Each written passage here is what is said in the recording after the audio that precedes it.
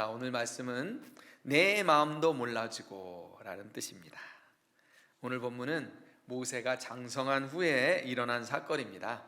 11절 상반절을 보니까 한 번은 자기 형제들에게 나가서 그들이 고되게 노동하는 것을 보더니 이렇게. 그런데 이 스데반 집사는 이를 어떻게 해석했냐면요, 나이가 40이 되매 그 형제 이스라엘 자손을 돌볼 생각이 나더니 이렇게 표현하고 있습니다. 지금 모세가 40년이 되었습니다. 장년이 되었습니다. 그런데 어떤 애굽 사람이 한 히브리 사람을 치는 것을 모세가 보게 되었습니다. 여러분, 이 장면을 한번 머릿속에 떠올려 보시기 바랍니다. 이 모세는 바로의 왕자로서 40년을 살았습니다. 과연 이때에 모세가 애굽 사람 편을 들 것이냐, 히브리 사람 편을 들 것이냐, 누구를 자기 형제로 여길 것이냐에 따라서 달라지겠죠. 그렇죠? 여러분, 제가 미국 시민권자인데요, 제가 뿌리 깊이 미국 사람이냐 한국 사람이냐를 어떻게 합니까? 축구 경기 응원하는 거 보면 합니다. 내가 누구 편을 드는지를 보면 확실히 내 뿌리가 어디에 있는지를 알 수가 있을 것 같아요. 성경은 애굽 사람에게 매를 맞고 있는 그 히브리 사람을 모세가 자기 형제로 여기고 있다라고 말하고 있어요. 그게 그냥 지나갈 수도 있는데 그냥 마음에 탁 걸린 거예요. 여러분, 놀랍지 않습니까? 어머니 요게벳이 아기 모세에게 젖 먹인 지 maximum 3 months, 5 months, 3개월, 5개월밖에 안 됐을 거예요. 그 후 40년간을 애굽의 학술과 애굽의 문물과 애굽의 언어와 애굽의 문화를 배우면서 자랐습니다. 그러나 그 40년 동안의 애굽에서의 그 궁에서의 아주 철저한 교육도 모세의 근본적인 정체성을 바꾸어 놓지는 못했습니다. 모세는 지금 스스로를 히브리 사람이라고 그렇게 생각하고 있는 것입니다. 모세는 종살이를 하고 있던, 노예 생활을 하고 있던 그 하찮은 노예가 그냥 매 맞는 거 그냥 못 본 척하고 지나갈 수도 있었을 거예요. 그런데 속에 탁 의분이 일어나는 거예요. 그리고 지나갈 수도 있었겠지만 그 광경을 못 참고 바로 이 초라하고 불쌍한 이 히브리 사람이 당하는 그 광경을 못 참고 우발적 살인을 저지르게 됩니다. 모세가 자기 부모가 노예라는 사실을, 그리고 하나님께서 400년간이나 지난 후에 인도에 내시겠다고 한 약속을 제가 보기에는 기억했던 것 같습니다. 분명히 이 이스라엘 백성들에게 구전으로 전해졌을 거예요. 그리고 그 일이 있은 후 바로가 모세를 잡아 죽이려고 했겠죠. 왜 그래요? 모세가 결국은 장기적인 자기 왕권의 도전자라고 생각했을 것이니까 모세를 죽이려고 했을 것입니다. 그러자 미디안 땅으로 도망을 합니다. 이러한 사건을 두고 여러 가지 해석도 많은데요, 히브리서 기자는 이렇게 말하고 있어요. 믿음으로 모세는 장성하여 바로의 공주의 아들이라 칭함을 거절하고, 일단 첫 번째, 바로의 공주, 부귀영화를 거절했고요, 도리어 하나님의 백성과 함께 고난받기를 잠시의 죄악의 낙을 즐기 누리는 것보다 더 좋아했다라는 선택을 했고요, 마지막에는 그리스도를 위하여 받는 능력을 애굽의 보화보다 더 큰 재물로 여겼다. 지금 모세가 당하고 있는 이러한 일들을 그리스도를 위하여 당하는 능력이다라고 이렇게 히브리 기사는 이야기를 하고 있다라는 것입니다. 즉 모세가 지금 한 행위는 하나님의 나라를 건설하는 구속사역의 일부로 사용되어지고 있다라는 거예요. 저는 여러분 오늘 이 시간은 한번 다른 얘기를 하려고 그러는 게 아니고요, 모세의 마음을 한번 살펴보려고 합니다. 너무너무 제가 모세의 입장이라면 얼마나 섭섭했을까 이런 생각을 해봅니다. 정말 어처구니 없게도 자기 편을 들어줬는데 히브리 사람이 모세를 향하여서 누가 너를 다스리는 자와 재판관으로 삼았느냐, 모세의 가슴에 아주 비수를 꼽는 말이에요. 이 히브리 사람의 말은 사실은 모세가 이스라엘 백성들을 출애굽시키면서 광야에서도 아주 수없이 듣는 말이에요. 계속 반복해서 누가 너를 재판관으로 삼았느냐, 누가 너를 우리의 지도자로 삼았느냐라고 아주 끊임없이 듣게 될 그런 불평의 이야기입니다. 형제, 동족, 히브리인들의 아주 매몰찬 반응입니다. 저는 이 이야기를 읽고 들을 때마다 참 모세가 얼마나 억울했을까라는 생각을 해봅니다. 여러분, 그런 경우 있죠? 나의 마음과 나의 생각과는 달리 내 의도는 그렇지 않은데 내 마음을 알아주지 않고 오히려 나를 비판하고 배척하고 비난하면 얼마나 억울했겠어요. 지금 모세의 경우가 지금 그렇습니다. 내 의도를 정확하게 확인도 하지 않은 채 비판을 하니 얼마나 모세가 억울했겠어요. 그죠? 모세의 마음이 섭섭했을 것입니다. 내가 지금 너희들 편에서 지금 그렇게 한 일이잖아, 내가 너희들을 도와주려고 하고 있잖아 라고 이야기를 하는데, 동족을 위한 일이었음에도 불구하고 동족들은 알아주지 않고 결국 이 모세는 왕궁에서 또 쫓겨서 왕자의 신분에서 도망자의 신분으로 전락을 하게 되어집니다. 이 모세의 이 섭섭함, 이 마음을 보면서 저는 요한복음 11장 나사로의 누이들의 마음이 생각났습니다.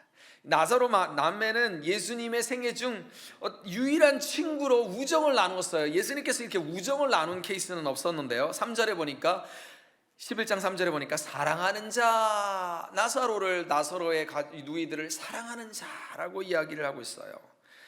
오라버니가 병들었다고 하니까 모든 일을 제쳐놓고 바로 한 걸음에 달려올 줄 알았어요, 예수님께서. 그런데 예수님께서 어찌된 일인지 전과를 받고서도 지체를 해요. 빨리 오지를 하지 않는다라는 거예요. 그러니까 얼마나 섭섭했겠어요. 믿었고 좋아했고 사랑했던 사람이니까 더 섭섭했다라는 거예요. 그래서 3일이 되어서 예수님께서 도착을 했습니다. 그때 11장 20절에 아주 재미난 말씀이 기록되어 있습니다. 마르다는 예수께서 오신다는 말을 듣고 곧 나아가 맞이하되 마리아는 집에 앉았더라. 여러분 생각해 보세요. 마리아가 분주해가지고 막 바쁠 때에 이 마리아는 어디에 있었어요?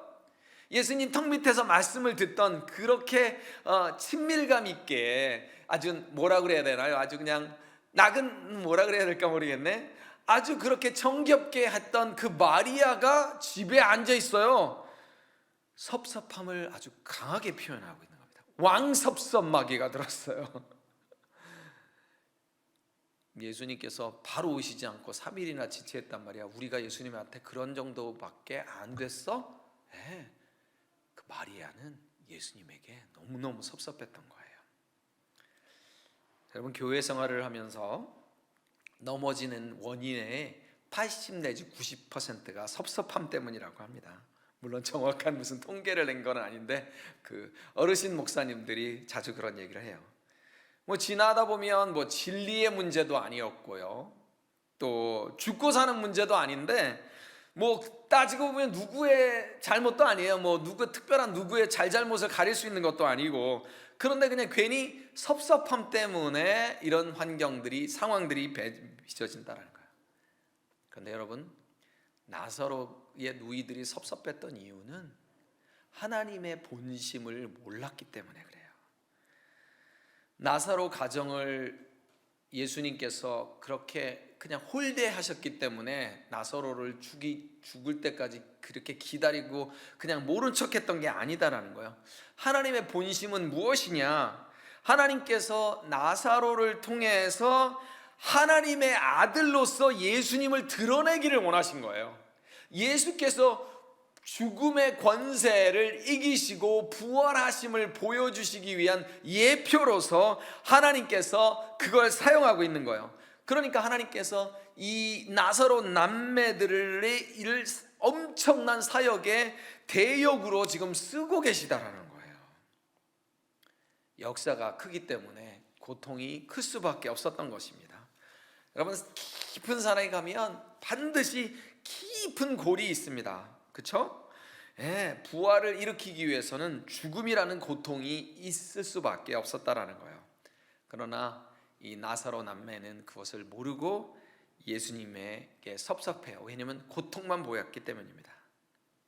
하나님의 계획을 알기 전에 참을성이 없이 중간에 결론을 내리고 만 것입니다. 그래서 섭섭합니다. 마찬가지입니다.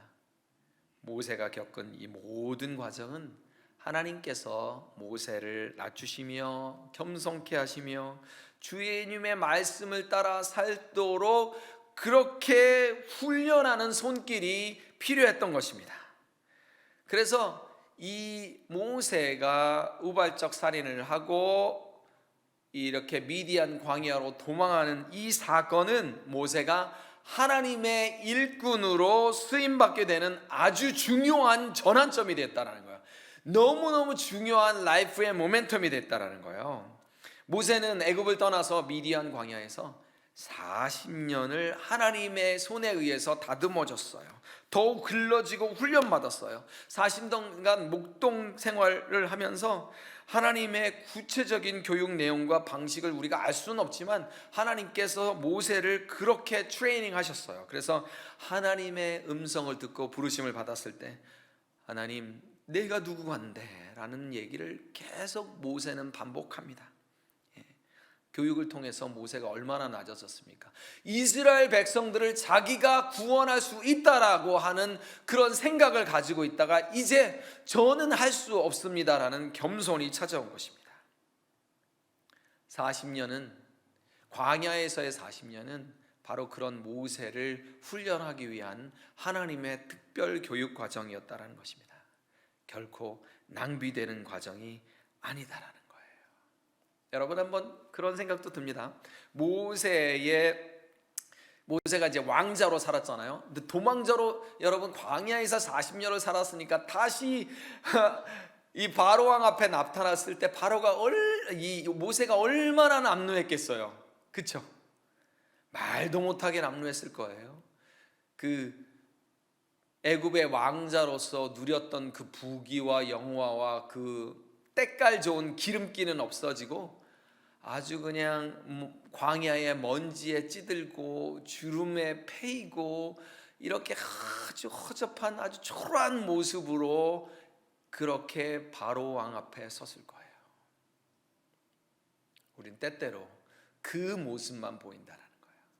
그러나 하나님께서 보시기에 그 모세의 모습이 가장 아름다운 면류관을 쓴 모습이다라는 것입니다. 우리 예수님도 자기 백성을 배척한 이스라엘 사람들에 의해서 섭섭함이 있을 수도 있었을 텐데 예수님도 그렇게 배척을 당하셨습니다. 모세가 미디안 지방으로 망명의 길을 떠나게 된 것처럼 그리스도의 복음도 예수님께서 십자가에 달리심으로 그렇게 초라하고 힘없이 그렇게 무기력하게 십자가에 달리심으로 예수 그리스도의 복음이 이방인들에게 전해질 수 있었다라는 것입니다. 하나님의 본심은 무엇입니까? 주께서 인생으로 고생하게 하시며 근심하게 하심은 본심이 아니시로다. 예레미야가 3장 33절 말씀입니다. 우리가 고생하는 것을 그게 하나님의 본심이 아니에요. 우리가 근심하는 것이 하나님의 본심이 아닙니다. 하나님의 본심은 우리가 고통받는 것이 아닙니다. 하나님은 무슨 사이코도 아닙니다. 지금 헝클어지고 하나님께서 나를 보지 않는 것처럼 그렇게 내 인생이 그렇게 보인 것처럼 보여도 하나님을 제대로 된 모습을 보시고 섭섭해 하시지 마시기 바랍니다. 중간 단계에 결론을 내리고자 하는 것이 바로 인간의 속성입니다. 아, 이렇구나. 사람을 끝까지 겪어보지도 못하고 이렇구나. 끝까지 기다리고 끝자락에서 하나님의 역사하시는 그 선하심을 보시기 바랍니다. 하나님의 의중이 훤히 드러날 때까지 쉽게 섭섭해하지 마시고 기다리는 저와 개혁교회 성도님들이 되시기를 축복합니다. 아멘. 기도하겠습니다. 하나님 아버지 감사합니다. 아버지 하나님, 우리의 의지로 무엇인가를 해보려고 하다가 하나님 섭섭한 마음이 저희들에게 들 때가 너무너무 많습니다. 아버지 하나님, 그러나 이 가운데 하나님의 의중이 있는 것을 저희들이 분명히 알게 하여 주시고 하나님 섭섭마귀에 넘어가지 아니하며 끝까지 저희들의 인생을 하나님 기다리고 인내할 수 있도록 축복하여 주시옵소서. 예수님의 이름으로 기도합니다. 아멘.